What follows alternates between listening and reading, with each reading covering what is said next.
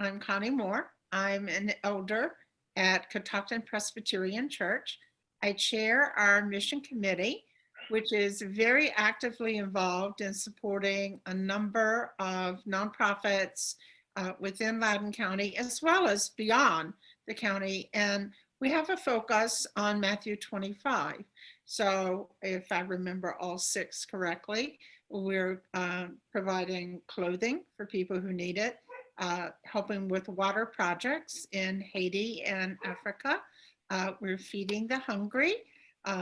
We are working to welcome the stranger. We are focusing on working with prisoners and the families of prisoners. And I knew I would miss one.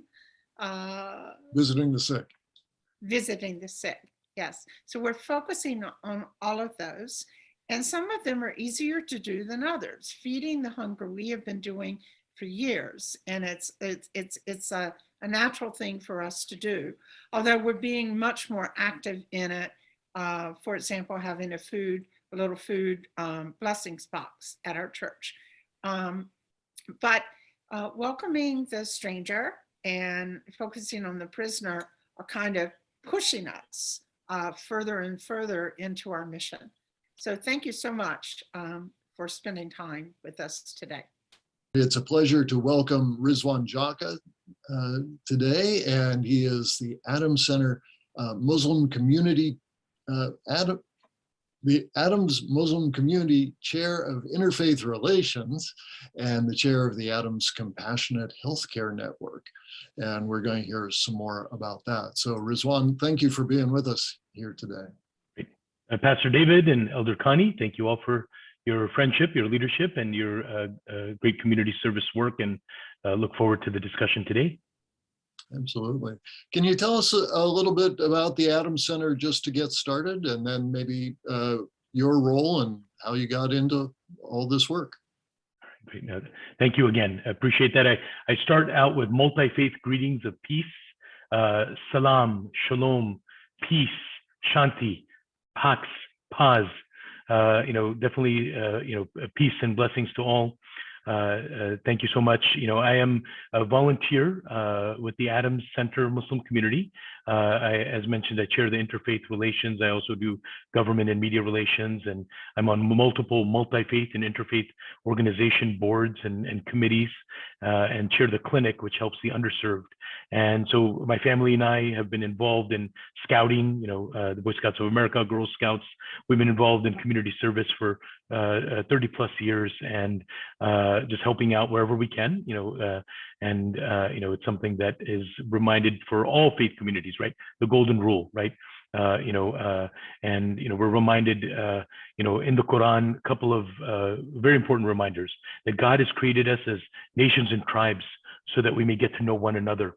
The other part is, Prophet Muhammad, peace be upon him, reminded us that we do not truly believe unless we wish for our brother or sister what we wish for ourselves. How long have you been working with the Adams Center in this in your current position? So I was on the board of the Adams Center for 21 years, elected to the board in multiple roles. Since the year 2000, but I've been involved with the community since 1996, 97 timeframe as a volunteer. And when we were a small congregation in Herndon at the time, now we're in Loudoun, Prince William, Fairfax County, and even satellite centers in DC and Crystal City. And so yeah, it's been since 96, 97, and continue to work in those different areas. Scouting, we grew our scouting program to over 900 scouts in the Boy Scouts and Girl Scouts at the mosque. We have over 37 Eagle Scouts. 3 of my own kids are boys are Eagle Scouts, and community service is a part of scouting too. The duty to God and country. Is what percentage of the Adams Center community is coming from immigrants, either long ago or recent? So, out of the 4 to 7 million American Muslims, actually about a quarter of the American Muslims are African American. descendants of enslaved African Americans brought here forcibly over 400 years ago. And actually, statistically, and some of the studies have shown that about a third of the enslaved African Americans or Africans that were forcibly brought here were of Muslim background.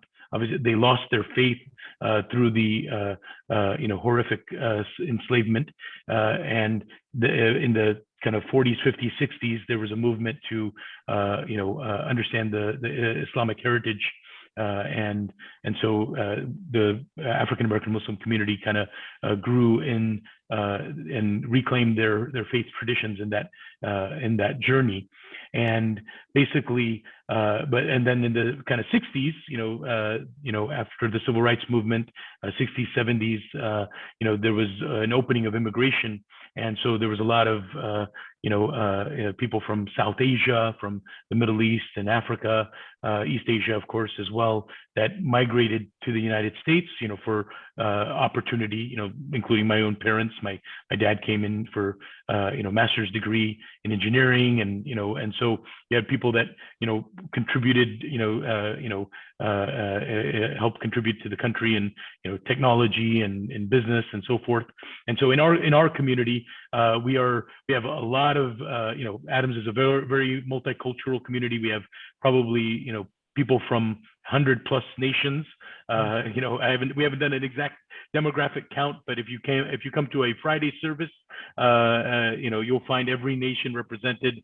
Obviously the U.S., and you'll find even African Americans, Latinx, white Americans, everyone, in our congregation, and there's a lot of people like myself who are born and raised here, and so a lot of children, a lot of youth, and so out of that multitude of ethnic backgrounds, it may be it could be maybe 50% or 60% are actually born and raised here because of the kids now, right?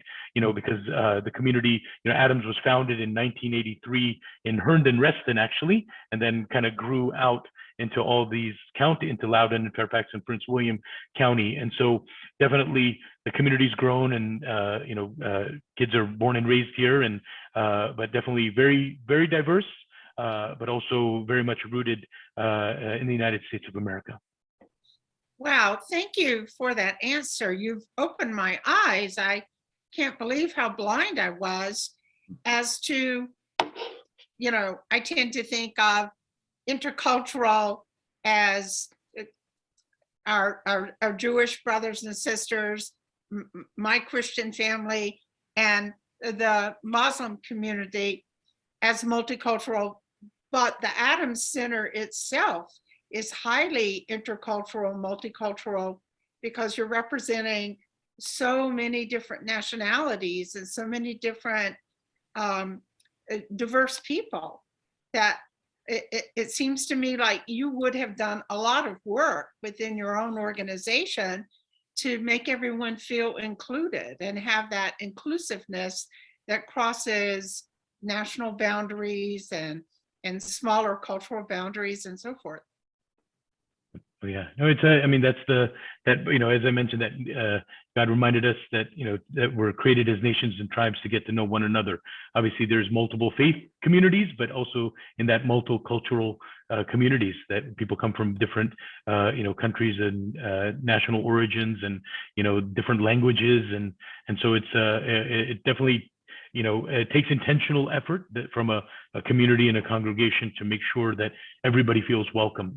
Can I ask for a few minutes about the Afghan refugee situation in 2021? Because that's how I became very aware of the Adams Center when refugees were coming and we had an opportunity to help. I reached out to the Community Foundation for Loudoun and Northern Fauquier counties. I'm on the board of directors there. And I asked the president, Amy Owens, how could our church help? And she said, send everything, all your inquiries, all your assistance to the Adams Center. They know this far better than anyone else in the county. That's how I got to know you. We then got requests for helping with donating clothing through Amazon. And so our church became involved with that. We sent funds to the Adams Center. And most recently, we got information about sponsoring a family. So it got me super interested in what you're doing, what you did to help the Afghan evacuees, and what your continuing work is there. So would you mind giving us kind of a snapshot of your involvement?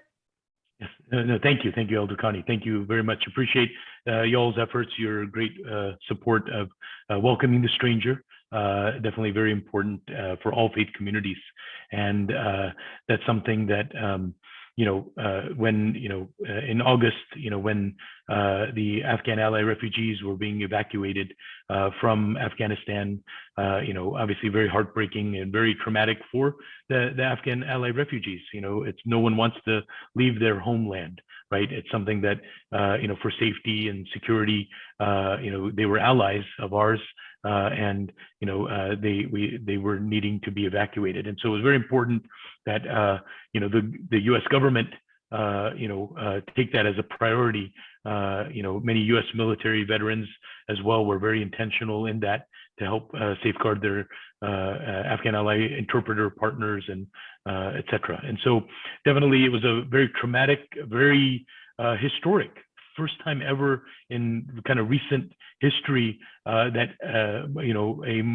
refugee migration of that many people at one time was occurring.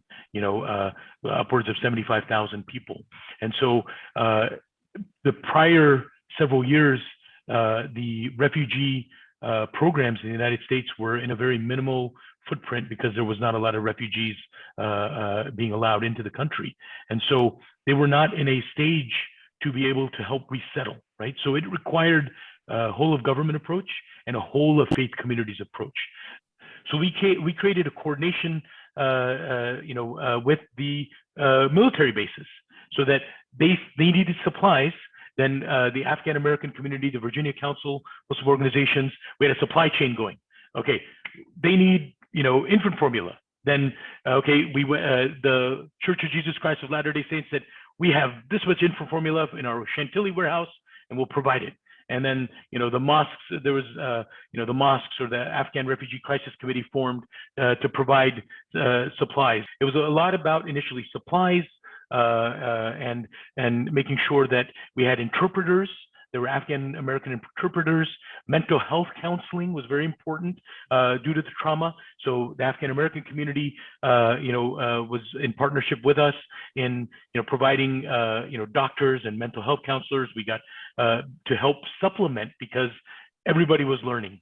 So then eventually around the fall timeframe, it started transitioning to resettlement.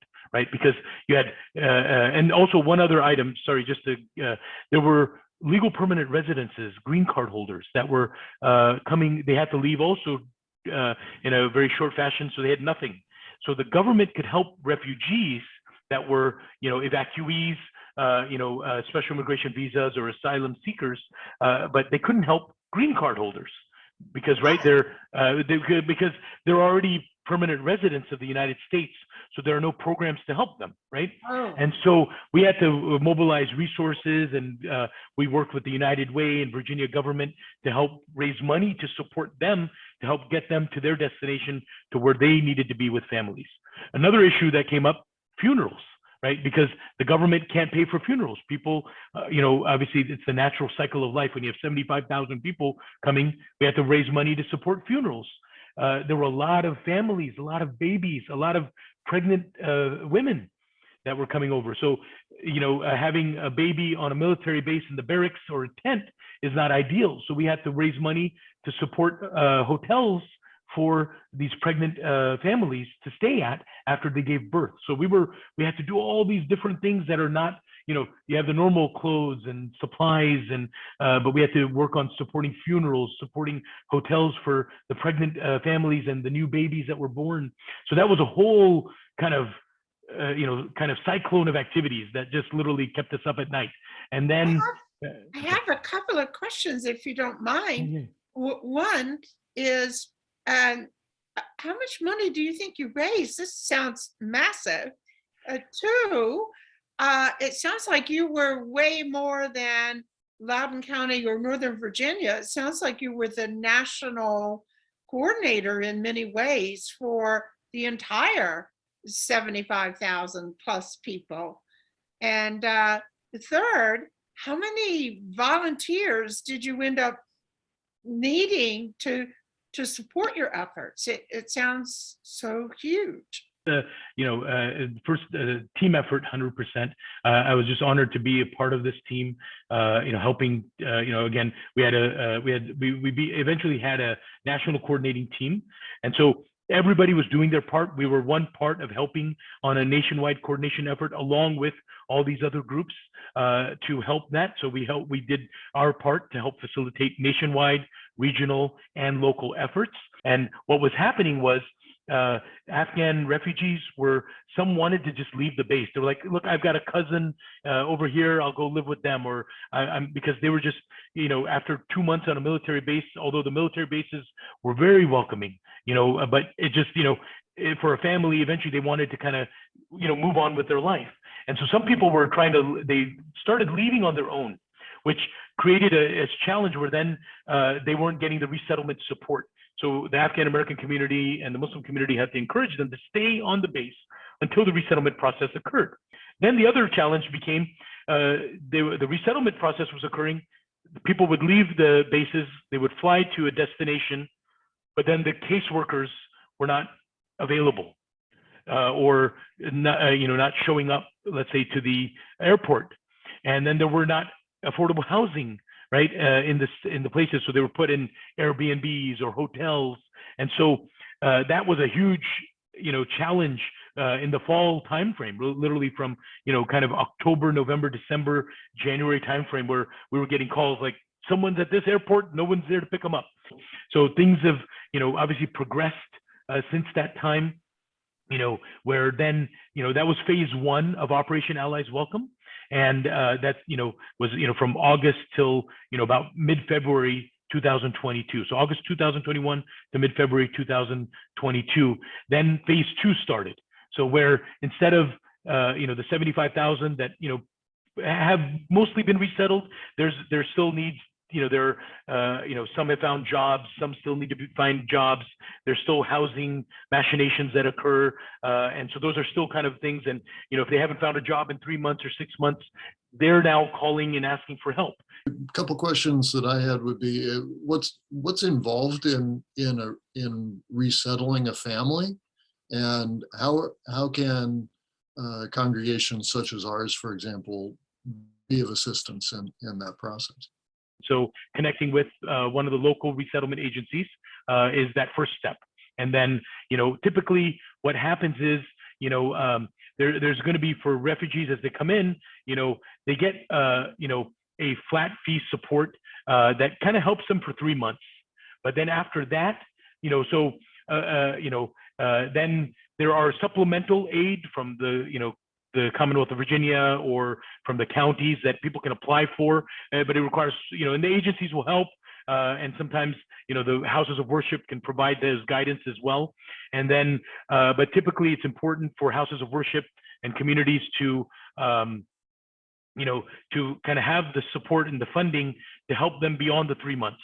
As I mentioned, the Adams Center, we have a food pantry. We've got a community service team with the Feed the Hungry program. We've got our health clinic as well. Loudoun also has a health clinic. Fairfax County has health clinics. Adams Center has a health clinic to help those in need. There are multi-faith groups in the region. There is the Loudoun Faith and Clergy Group, which I know, Pastor David, you're a part of. There's a Western Loudoun kind of clergy group. There's the Community Levy Association led by Chris Stevenson, which is and Shady. They are doing great work as well on helping those in Western Loudoun.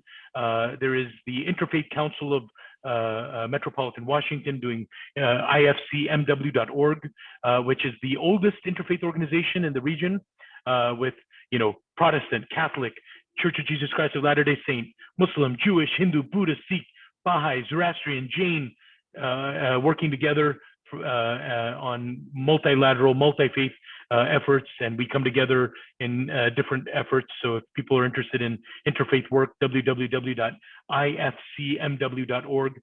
How many families are going to be resettled in Loudoun County? I'm curious about that.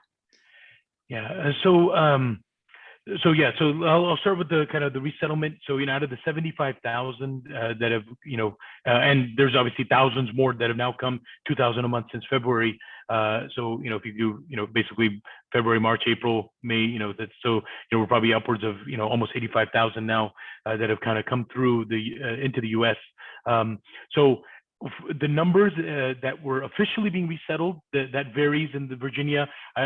Initially, it was going to be, like a few thousand. Eventually, I think I heard upwards of 6,000 were officially going to be resettled in Virginia. I do not have the numbers in the specific county breakdowns, but it is something that about 6,000 officially being resettled in Virginia, and that's down in Central Virginia and Richmond, Henrico County area.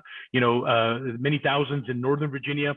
Northern Virginia has one of the largest Afghan American populations in the country, right? Just from, the 80s and 90s, right? After the Soviet invasion of Afghanistan, many refugees, came to the United States, and they've settled and are contributing immensely to this area. Many businesses and restaurants, a lot of kebab houses, in Northern Virginia, like some of the best. And so basically, so you have the 6,000 officially, but then you have people that are being resettled around the nation.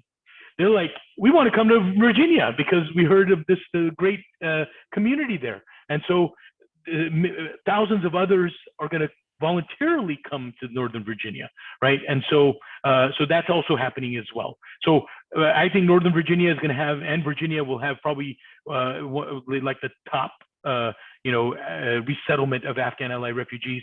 Northern Virginia, New Jersey, and some parts of California are kind of the three key areas that people wanted to go to, based off of they've got family, they got relatives, and they've heard great things.